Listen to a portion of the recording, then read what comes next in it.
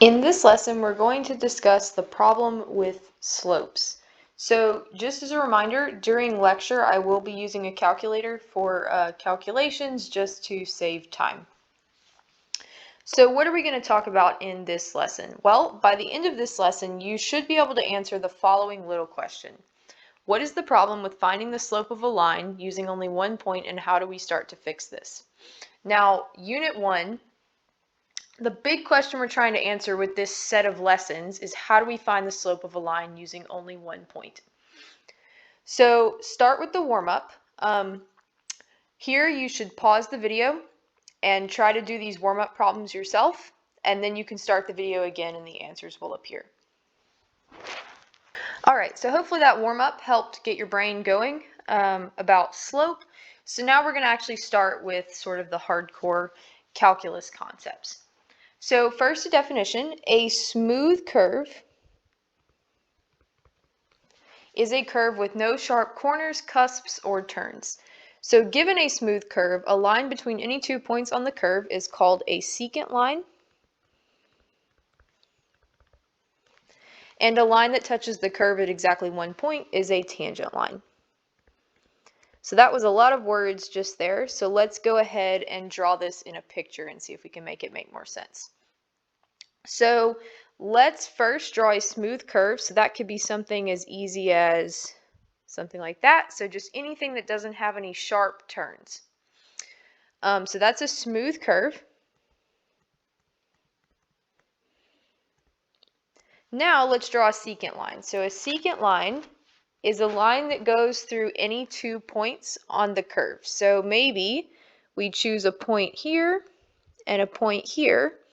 And if we draw the line between those 2 points, that is an example of a secant line. Now notice we could have chosen any 2 points on the curve. I just happened to choose those two. So there are an infinite number of secant lines on a smooth curve.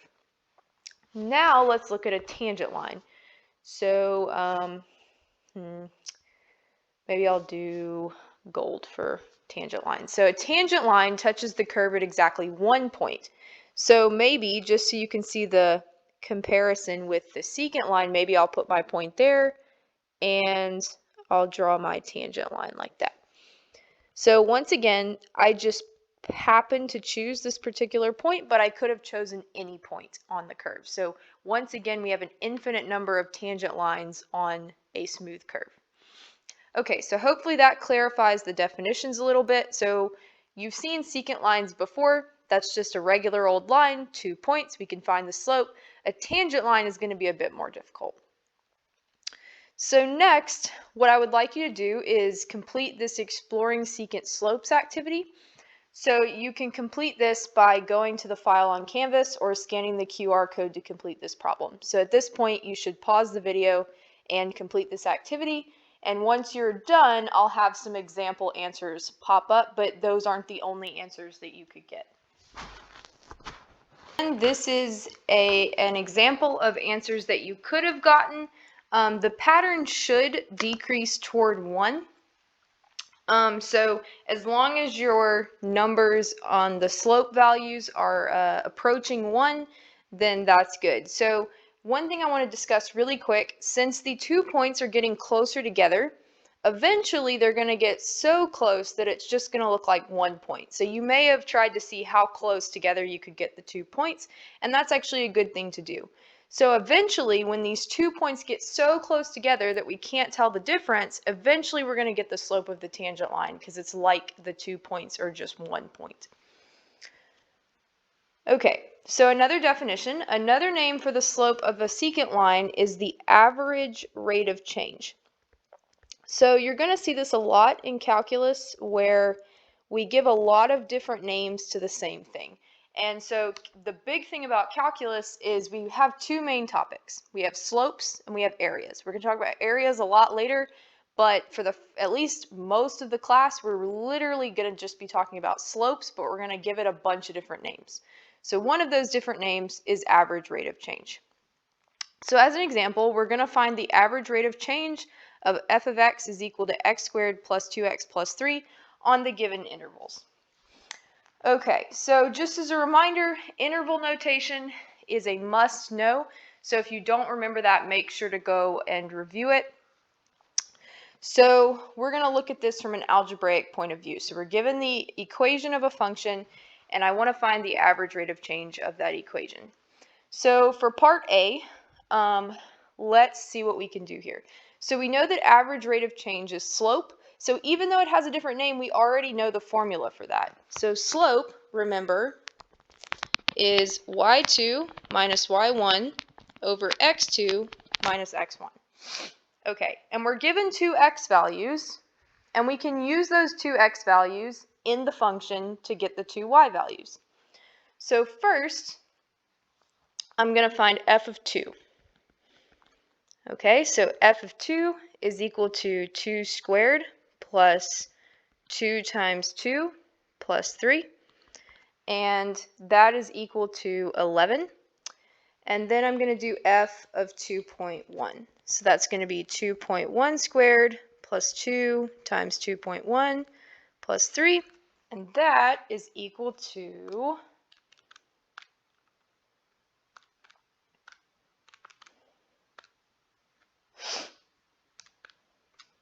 11.61.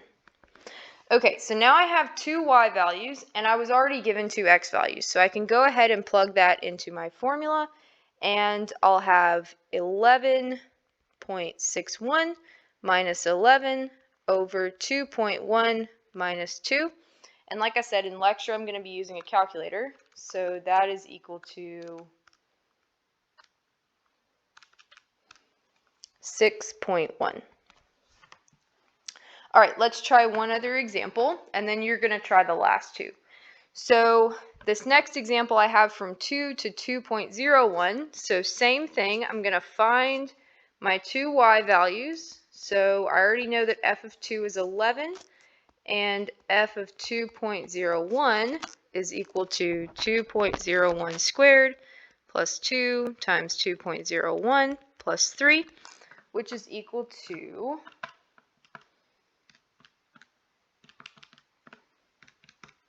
9.03.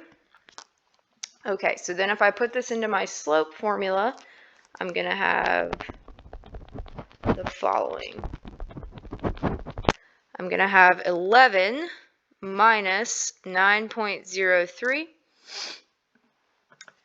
over 2 minus 2.01.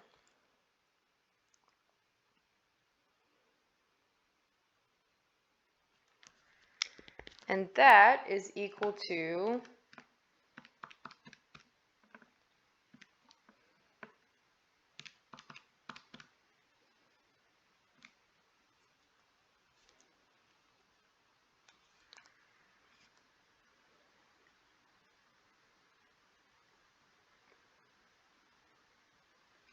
negative 197. Okay, so I want you to try the next two. So pause the video, work the next two out, and then when you unpause the video, some answers will appear. Okay, so now you should see the answers for the two that you were supposed to try yourself, and I did have to go back and make a slight change. I made a mistake in part B. So the answer for f of 2.01 was actually 11.0601, and so that changed the slope to 6.01. And that makes a lot more sense with the pattern we were trying to get in our answers. Okay, so the next question is, do you notice a pattern in your answers similar to exploring secant slopes? So remember, in that activity that you did previously, the answers kind of decreased, or well, they approached a particular number, right? So the numbers, so in exploring secant slopes,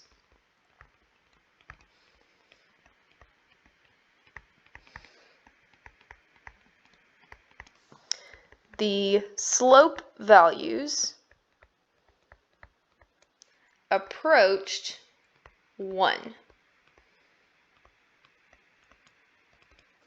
Okay, and I'm using that approached word in quotations because we haven't really talked about exactly what that means yet, but we've noticed that we're seeing that similar pattern in this average rate of change problem. So let's look at our answers again. So for the first one, we had 6.1. For the second one, we had 6.01. For the third one, we had 6.001. And for the fourth one, we had 6.0001.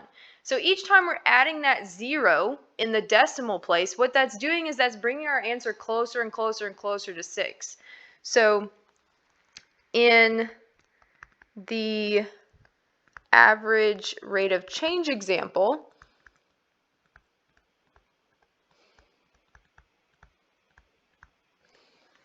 the answers approached 6. Okay, so we're seeing this idea of getting really, really, really close to a number, but not actually getting there. So in the exploring secant slopes, we never actually got 1 as an answer. It just appeared that things were getting closer and closer and closer to 1. Same thing in this previous example. We never actually got 6 as an answer, but the numbers were getting closer and closer and closer to 6. Okay, so this is a big idea in calculus. So this idea of approaching a number, like we saw in exploring secant slopes and in the previous example, is so important that we give it a specific name. So this turns into a whole topic in calculus. So we call this idea a limit. So definition, the limit of f of x is the y value the function approaches. Remember, approaches means gets really, really close, but not necessarily equal, as the x value approaches a number a. So our x value is getting really, really close to this number, and our y value is getting really, really close to another number, and that close y value is what we call the limit.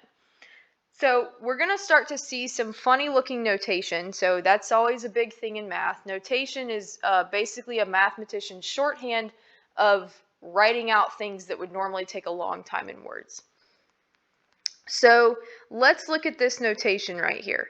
So you're going to see this a lot in the first part of this class. This is really, really important, and it has a very precise meaning. So when we see this limit notation, it means the limit of the function f of x as x approaches a is L. So L is your answer. A is that x value that is being approached, and f of x is whatever function you're talking about in your problem. But the way that this is read is the limit of f of x as x approaches a is L. And again, you could insert any number for a and any number for L depending on the problem. You can also insert any function for f of x. Okay, but that's going to be really important to understand that notation. Okay, so why do we care about limits? Well, limits begin to help us solve this problem of finding slope given only one point, because we can find exact answers through estimations while avoiding problems. So remember all the way back up in that warm-up exercise when we looked at, can you calculate the slope using the slope formula if all you were given is 1 point? And we couldn't, because it would make us divide by 0. But the cool thing about limits is it helps us get around that. So it makes dividing by 0 not a problem. So to see this, let's look at a quick example. So we're going to look at the function f of x is equal to x squared plus 2x minus 3 over x minus 1. So as the function is written, is it possible to find f of 1? Why or why not?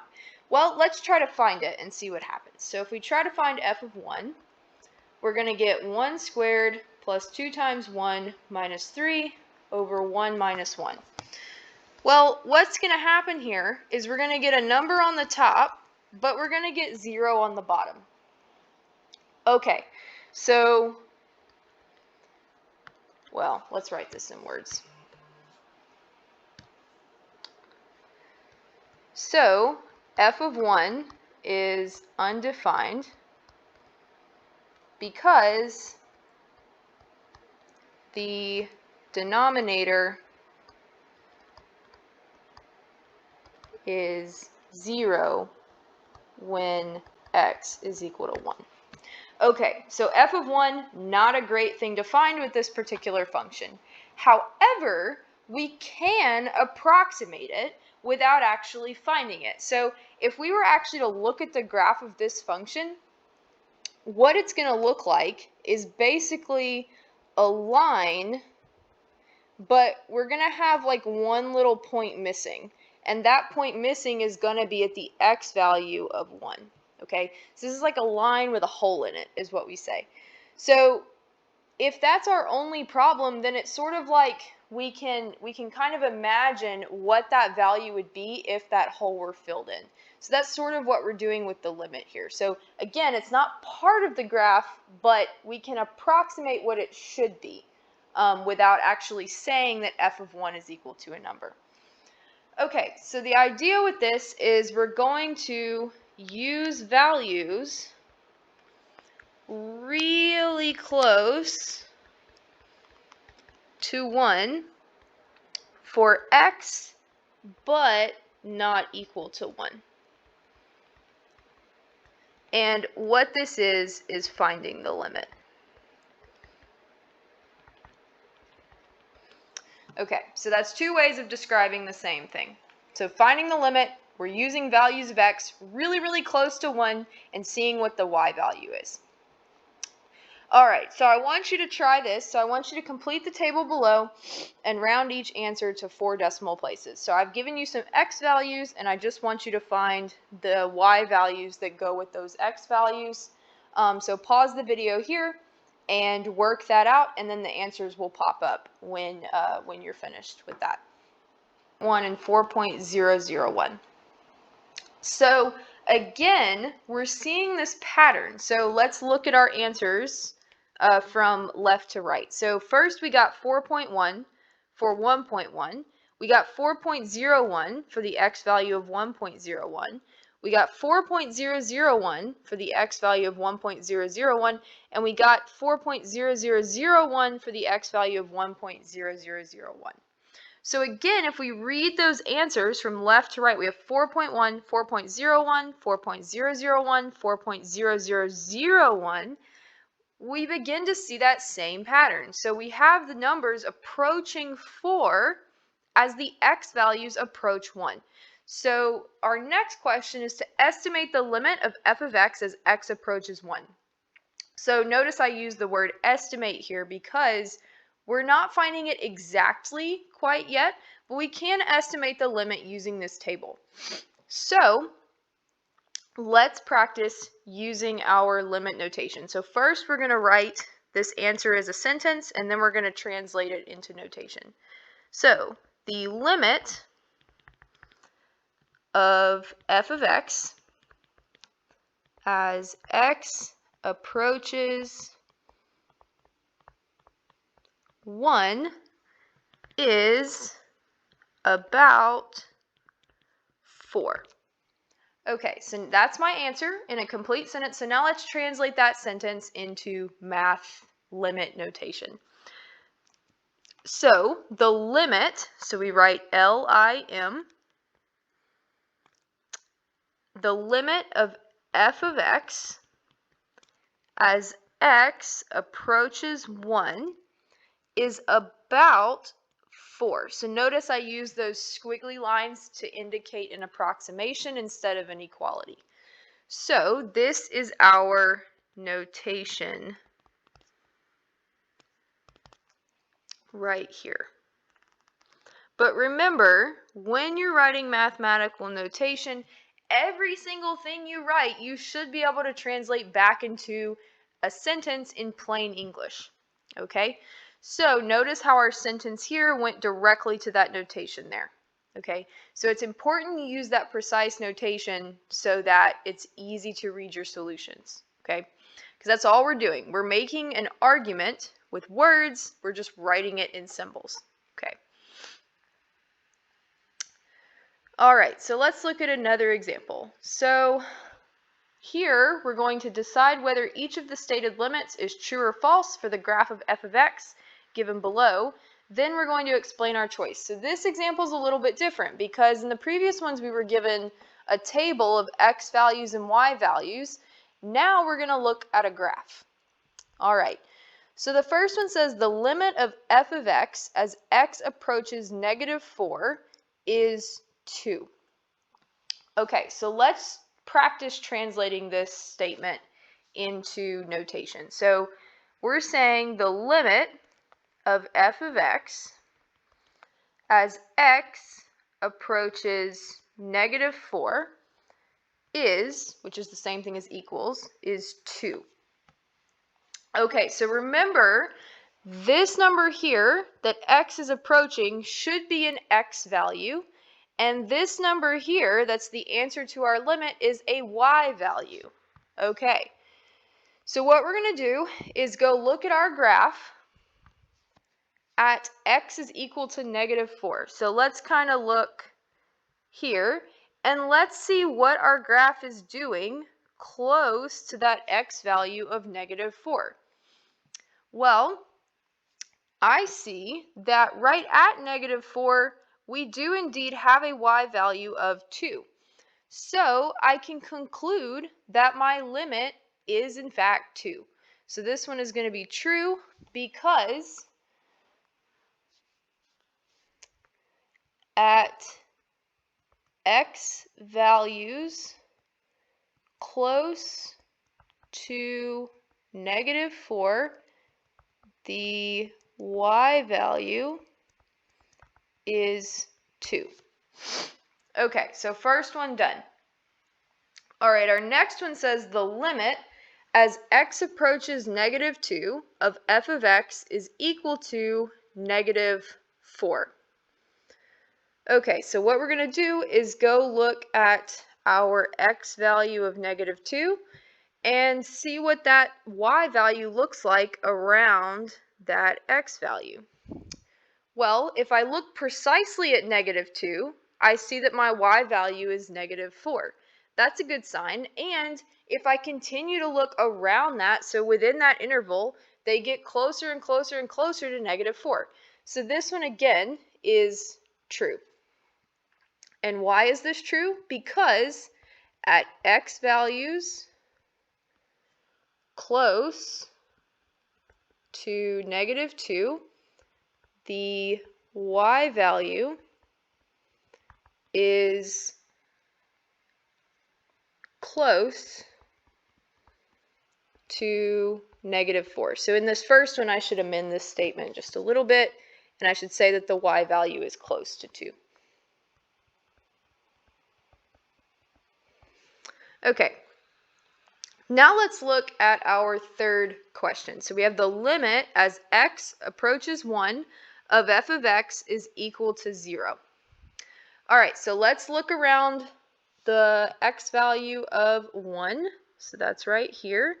And let's see what our function is doing around that. So if we kind of cordon off that little part of our function, let's look at what the y values are doing. So we're wondering if the y value is close to 0. Well, if I look at the y value right at 1, it's 1. It's not 0.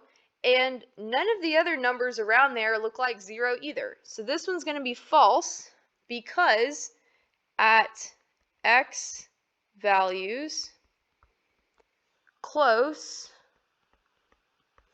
to 1, the y value is close to 1, not 0.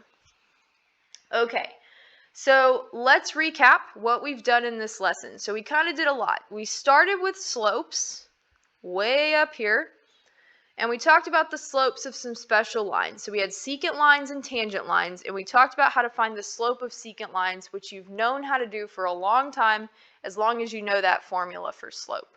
Okay? Tangent lines we're not too sure about yet. That's going to come a little bit later in this unit. But in exploring those secant slopes, what happened was we started to see this pattern of approaching a number. Okay? And we saw the same thing when we gave it a new name of average rate of change. We saw the same pattern again. So this idea of approaching a number we call a limit. Okay? And that's when we started to talk about how to actually estimate or evaluate limits. Okay, so we started that with a table of values, And then finally, we looked at it from a graphical standpoint.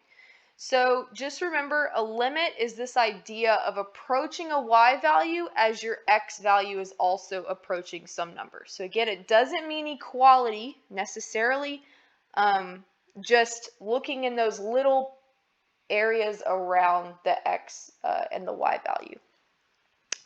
Okay, so with that in mind, the last thing that I want you to do is to complete this check your understanding question right here. So to do this, just answer the little question that we were supposed to answer today. So as a reminder, the little question was, what is the problem with finding the slope of a line using only one point, and how do we start to fix this? So I'm not going to write the answer here. I want you to think about the answer to this yourself and just write a couple of sentences to explain this to yourself. All right, well, that's it for this lesson.